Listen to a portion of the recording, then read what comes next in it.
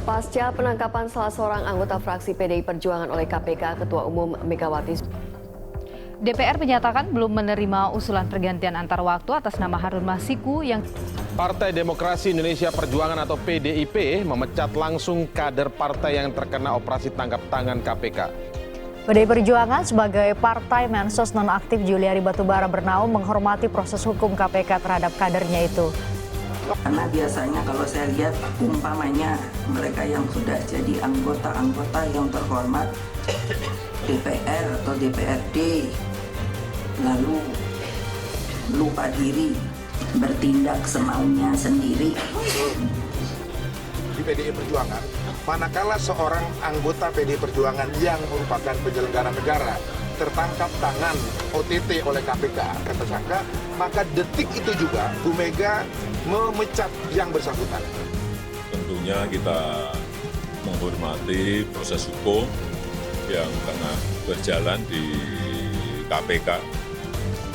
Saya sudah ingatkan sejak awal kepada para menteri Kabinet Indonesia Maju, jangan korupsi. Sudah sejak awal. Jangan sekali-kali punggungi rakyat.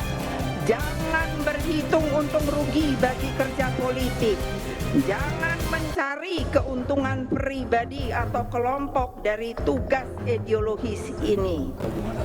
Kami menghormati proses hukum yang berjalan dan berlaku, jadi ya kita ikuti proses tersebut.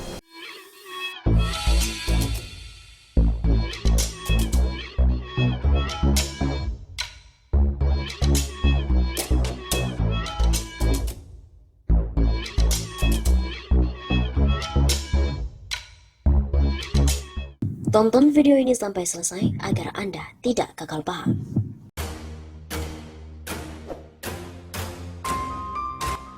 PDIP dapat digugat ke MK untuk dibubarkan karena terdeteksi rampok dana bansos.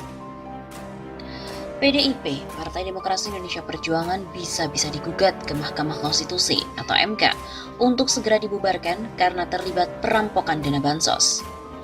Parpolnya mestinya digugat ke MK untuk dibubarkan karena rampok dana bencana. Begitu kata Guru Besar Universitas Indonesia, Tamrin Amal Tomagola di akun Twitternya @tamrintomagola. Tamrin mengatakan, seperti itu untuk menanggapi kicauan dari Pemret Koran Tempo, Budi Setiarso yang menuliskan di akun Twitternya @budisetiarso. Bagaimana perusahaan yang terafiliasi dengan dua politikus PDIP memperoleh proyek pengadaan bansos hingga 3,4 triliun rupiah? Kata Tamrin, para politisi PDIP yang terlibat korupsi bansos layak untuk dihukum mati. Mereka pantas-pantasnya dihukum mati. Begitu jelasnya. Disebutkan perusahaan-perusahaan yang terafiliasi dengan politisi PDIP Herman Heri dan Ihsan Yunus mendapatkan jatah sampai 3,4 triliun rupiah, separuh dari anggaran bantuan untuk wilayah Jakarta, Bogor, Depok, Tangerang, dan Bekasi atau Jabodetabek.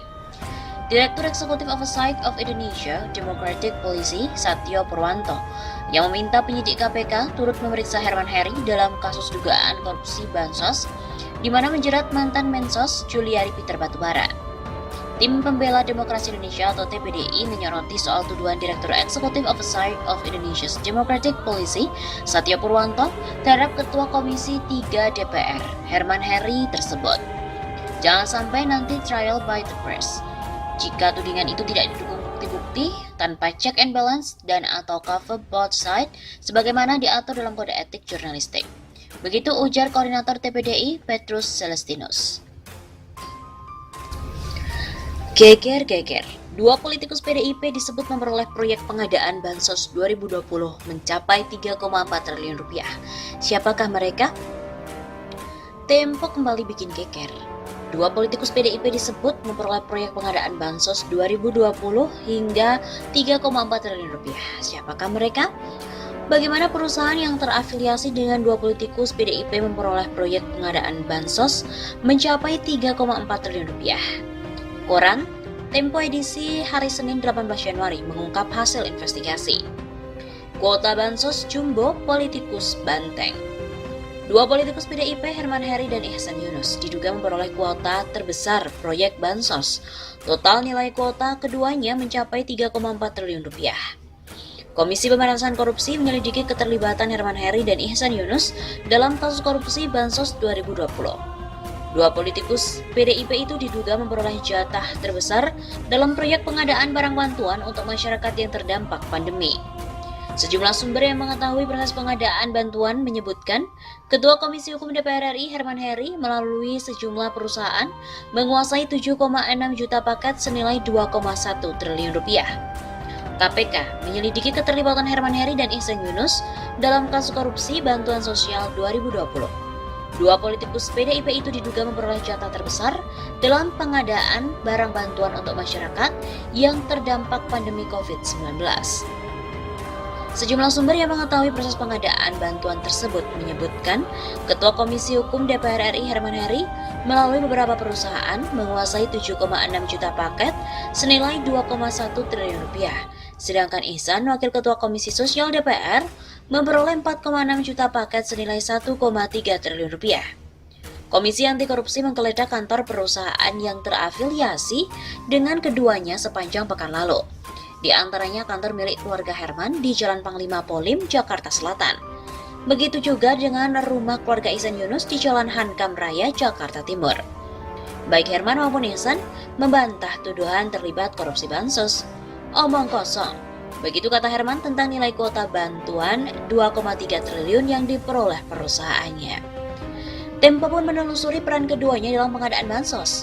Secara garis besar, Herman dan Ihsan diduga berhubungan dengan Juliari Peter Batubara, Menteri Sosial periode 2019-2020 yang ditetapkan sebagai tersangka setelah anak buahnya ditangkap pada awal Desember 2020. Di level operasional, dua politikus itu kemudian diwakili oleh orang-orang mereka. Herman diwakili Teddy Munawar.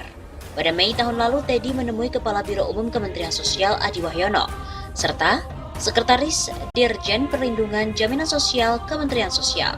Ia mengatakan mewakili grup anomali yang diutus Herman Heri. Mereka membicarakan kuota bantuan distribusi tahap ketiga. Saat itu anomali meminta 350.000 paket senilai 165 miliar rupiah. Permintaan atas nama Heri itu disetujui dan segera dibuatkan surat perjanjian jual beli. Di bulan berikutnya, Adi kembali memberikan kuota untuk anomali sebanyak 500.000 paket. Jatah perusahaan kembali meningkat untuk bantuan tahap 7-12 menjadi 1 juta paket per tahapnya. Bantuan disalurkan untuk daerah Bogor, Depok, Tangerang, dan juga Bekasi. Perusahaan lain yang diduga terafiliasi dengan Herman, PT Integrapat Mandiri juga mendapat proyek receh, yakni pengadaan masker dan cairan pembersih tangan senilai 8 miliar rupiah pada Oktober 2020. Ada dua perusahaan di bawah grup anomali yang memasok barang bantuan sosial, yakni PT Anomali Lumbung Arta dan PT Famindo Meta Komunika. Teddy tercatat sebagai pemilik saham Anomali Lumbung Arta dan Komisaris Famindo. Ia juga tercantum pada akte PT Mesail Cahaya Berkat. Anomali Lumbung Arta memperoleh 1,5 juta paket, Famindo 1,23 juta paket, serta Mesail 250.000 paket. Ketiga kantor perusahaan itu digeledah KPK pekan lalu. Teddy juga belum membalas permintaan konfirmasi Tempo. Ia sudah diperiksa KPK pada pekan lalu. Selain Anomali, ada beberapa perusahaan lain yang diduga terhubung dengan Herman. Menurut seorang sumber, perusahaan itu kemudian terhubung dengan perusahaan milik Heri, PT Dwi Mukti Graha Elektrindo. Perusahaan inilah yang diduga menjadi penyedia utama barang. Komisi Anti Korupsi menggeledah kantor Dwi Mukti 8 Januari, yang beralamat di Jalan Panglima Polim, Jakarta Selatan. Namun, tim KPK mendapati kantor itu kosong. Menurut beberapa sumber informasi, kantor itu dikosongkan sehari setelah operasi penangkapan KPK terhadap pejabat pembuat komitmen Matius Joko Santoso pada awal Desember tahun lalu. Herman Heri membantah pernah mengutus Teddy menemui kedua pejabat Kemensos. Ia juga mengaku tak mengenal Teddy. Katanya sih nggak kenal. Urusan pengusaha ya dengan pengusaha, begitu katanya. Herman mengakui Dwi Mukti berhubungan dengan Anomali. Ia mengatakan perusahaannya menjadi penyedia bantuan setelah mengikat kontrak dengan grup Anomali. Ketika wawancara, ia menunjukkan bukti kontrak ke Tempo, tapi meminta tidak dipublikasikan. Hubungan Dwi Mukti dan Anomali murni urusan bisnis. Begitu kata anggota Dewan dari daerah pemilihan Nusa Tenggara II itu, mereka pun mengajukan surat penawaran pada 24 Juli dan keluar kontrak. Herman juga membantah mengatur proyek bantuan sosial. Ia mengatakan pernah diajak berdiskusi dengan Juliari soal bantuan yang berjalan lambat, sehingga sempat ditegur oleh Presiden Jokowi. Jangan lupa harga barang di pasar naik karena ada permintaan yang besar. Pengacara Diwayono Siraprayuna mengatakan, belum bisa menjawab pertanyaan karena justru baru mendengar dari Anda. Selain Herman, Wakil Ketua Komisi 8 DPR Ihsan Yunus disebut-sebut memperoleh kuota jumbo. Ia berhubungan dengan para pejabat Kemensos melalui dua perwakilannya, yakni Yogas dan Muhammad Rakyat Ikram adiknya. Ihsan sudah terbiasa terlibat dalam proyek di Kemensos. Ia antara lain memperoleh proyek pengadaan tenda untuk keperluan pertolongan bencana alam. Proyek dalam bendera Kemensos hadir dilakukan oleh Dirjen Perlindungan Sosial. Perusahaan Ihsan sendiri disebut mendapatkan proyek 200.000 tenda senilai 40 miliar rupiah. Untuk bantuan sosial, Ihsan melalui sejumlah perusahaan memperoleh 4,6 juta paket. Nilainya mencapai 1,3 triliun rupiah. Ia menggunakan beberapa perusahaan antara lain PT Andalan Pestik Internasional, PT Bumi Pangan Dikdaya, PT Mandala Harmoni, dan PT Pertani. Perusahaan-perusahaan itu termasuk PT Pertani yang merupakan badan usaha milik negara diduga hanya memperoleh fee dari pemakaian bendera. Ihsan juga membantah terlibat dalam proyek bantuan sosial. Yang jelas KPK telah menggeledah rumah Ikram di kawasan Cipayung, Jakarta Timur dan juga Yogas di Jati Asih, Bekasi, Jawa Barat. Begitu juga dengan kantor perusahaan yang terafiliasi dengannya. Tempo menghubungi kontak PT Mandala dan PT Bumi Pangan Dikdana, tapi tidak ada jawaban. Komisaris Utama Pertani, Asep Sesapurnama, tidak merespon panggilan telepon Tempo.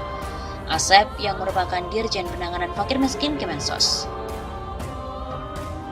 Juru bicara KPK, Ali Fikri, mengatakan lembaganya akan mengusut aliran uang kepada semua pihak yang terkait dengan proyek Bansos.